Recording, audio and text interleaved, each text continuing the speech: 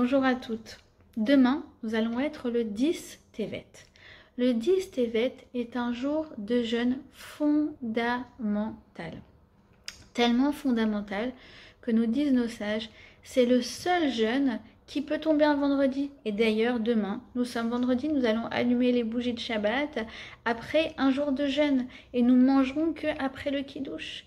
Et c'est le seul jeûne dans tout le calendrier juif qui, s'il venait à tomber Shabbat, eh bien, nos sages nous diraient de repousser Shabbat afin de jeûner, parce que tu comprends, c'est très important, c'est le 10 Tevet, c'est encore plus important que Shabbat. Vous savez que notre Torah, elle n'est pas une Torah d'affliction ou de punition, mais c'est une Torah qui est porteuse de sens. Donc, lorsque la Torah nous donne un jeûne, et puis un jeûne tellement important, il faut comprendre que ce n'est pas tant le fait de s'abstenir de manger, le plus important, mais de bien comprendre la signification de ce jour. Qu'est-ce que ce jour représente de si particulier dans ma vie? Eh bien, nos Chachamim nous disent, dans Masechet Ta'anit, qu'à la base, les Juifs ne jeûnaient pas que le 10 Tevet, mais ils jeûnaient le 8, le 9 et le 10. Pourquoi? Qui achosher ba'olam les shlosha yamim. Parce que le 8, le 9 et le 10, oh là là, attention, il y a 3 jours d'obscurité qui s'abattent sur le monde. Mais attendez, on sort de quoi? On sort à peine de Hanouka, la fête des Lumières. Et juste après, en quelques jours, on nous dit, attends. Maintenant, on va regarder l'obscurité. On t'a dit de regarder la lumière pendant 8 jours. Maintenant, regarde l'obscurité. Qu'est-ce que le calendrier veut de moi? Alors, venez, on va essayer de comprendre. Qu'est-ce qui s'est passé le 8, le 9 et le 10? Le 8 Tevet, eh bien, il s'est passé un événement qui pourrait paraître positif. C'est quoi? C'est un roi grec qui s'appelait Ptolémée, qui était très admirateur de la sagesse juive et qui voulait absolument avoir accès à la Bible en grec. Et donc, il a pris 70 sages, il les a mis chacun dans 70 pièces différentes, pas le droit de communiquer entre eux, pas d'iPhone, pas de WhatsApp. Il leur donne à chacun un Sefer Torah, il leur dit maintenant, tu me traduis la Torah en grec. Et le miracle, c'est que les 70 versions sont sorties identiques à la virgule près. Et la Gemara nous dit, quelle catastrophe! Maintenant, la Torah est accessible à tous. Pourquoi ils réagissent comme ça? Mais ça a l'air génial comme idée. D'ailleurs, la Torah elle est universelle. C'est pas pour rien que ça a été depuis toujours le livre le plus vendu au monde, le best-seller forever.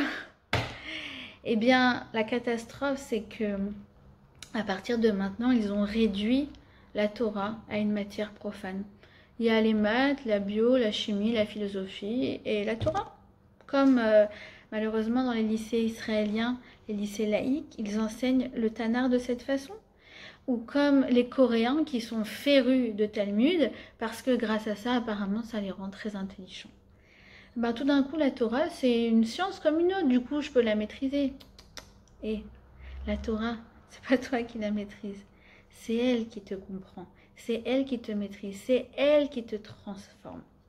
Et donc, c'est la catastrophe du 8 Tevet, c'est que finalement, on a une perte de l'accès à la profondeur véritablement de la Torah, parce que les gens, du coup, la lisent en français, en anglais, dans leur langue vernaculaire, et ils ne comprennent même pas qu'il existe des codes cachés dans le Lashon HaKodesh. Le Harizal nous dit, tu sais, derrière chacune des 600 000 lettres qui constituent le Sefer Torah, derrière chacune de ces lettres se cachent 600 000 interprétations. Alors la plupart des gens ont une idée de la Torah en disant quoi? Mais chaque année tu vas relire le même livre, tu relis le même bouquin? Ouais, nous les juifs on redouble, chaque année on redouble, on refait la même chose. Parce que dans les matières profanes, vu qu'il n'y a pas cette profondeur, on est obligé de passer de classe. Mais nous on n'a pas besoin de passer de classe. Nous à chaque année on va découvrir en fonction de notre nouveau regard, de nos nouvelles expériences, de tout ce qui nous arrive, on va découvrir encore des enseignements toujours plus profonds. Et ça, malheureusement, c'est quelque chose que la plupart des Juifs eh bien, ont perdu. Le 9 Tevet, que s'est-il passé? Eh bien, le 9 Tevet, c'est la mort de Ezra Asopher. Ezra Asopher est un sage qui a uniformisé tout le judaïsme à l'approche de la Galoute, mais c'est aussi, nous disent nos Chachamim, c'est aussi le dernier des prophètes, puisque Ezra était également le prophète Malachi. Et donc sa mort signe la fin de la période de la prophétie.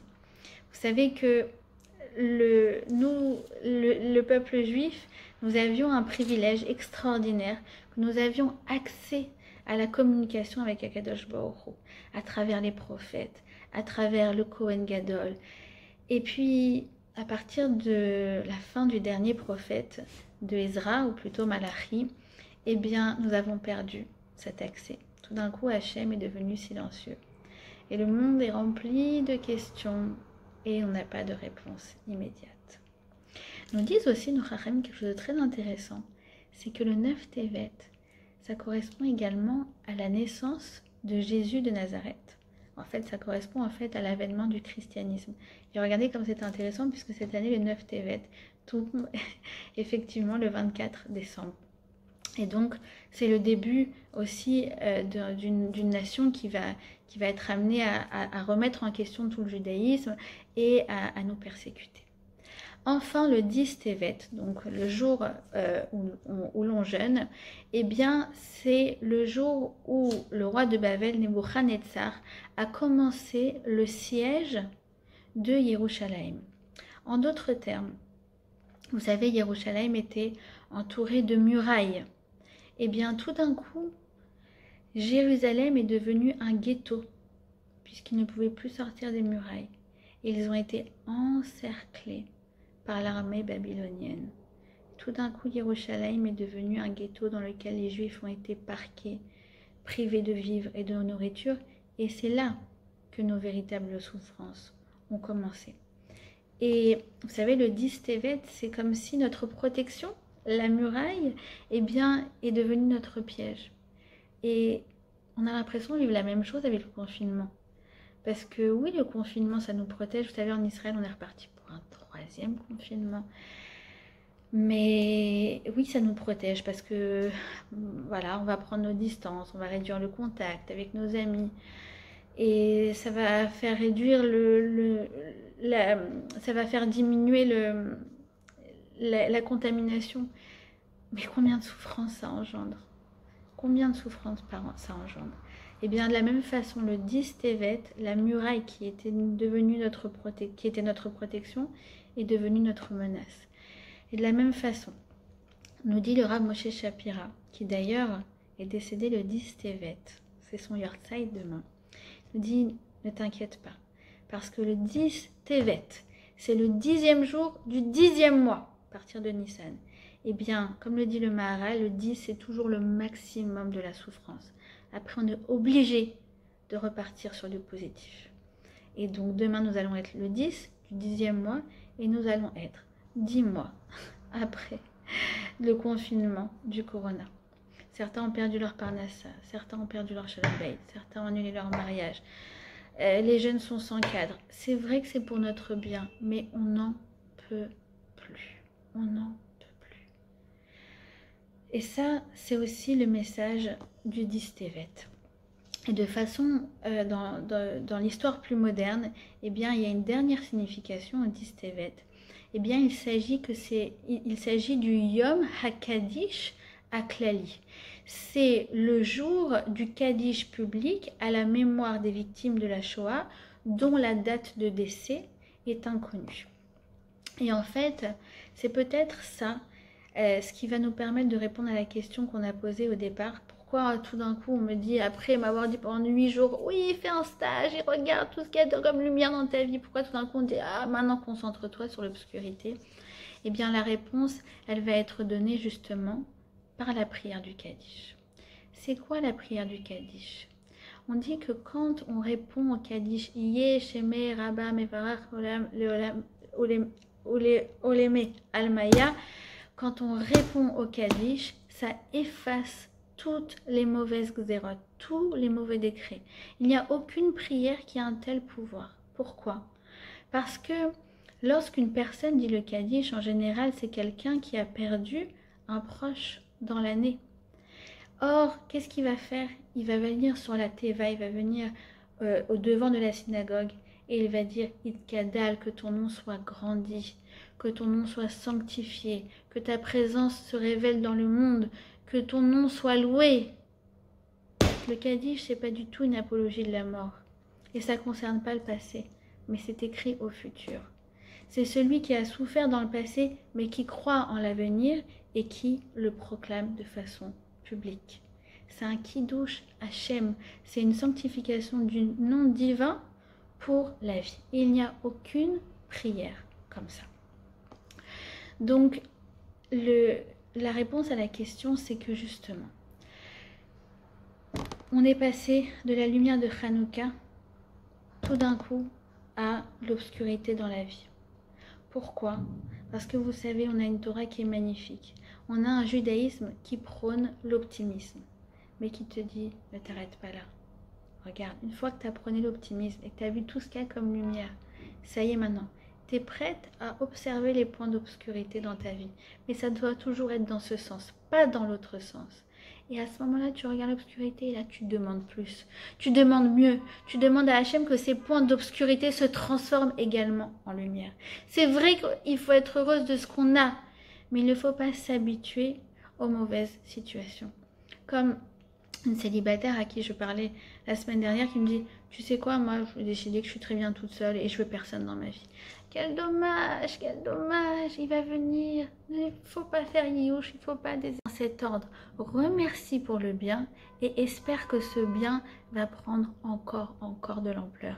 Et ça, c'est la merveille du calendrier juif. Le calendrier juif, vous savez, quand on le vit véritablement, on comprend que c'est un processus de développement personnel.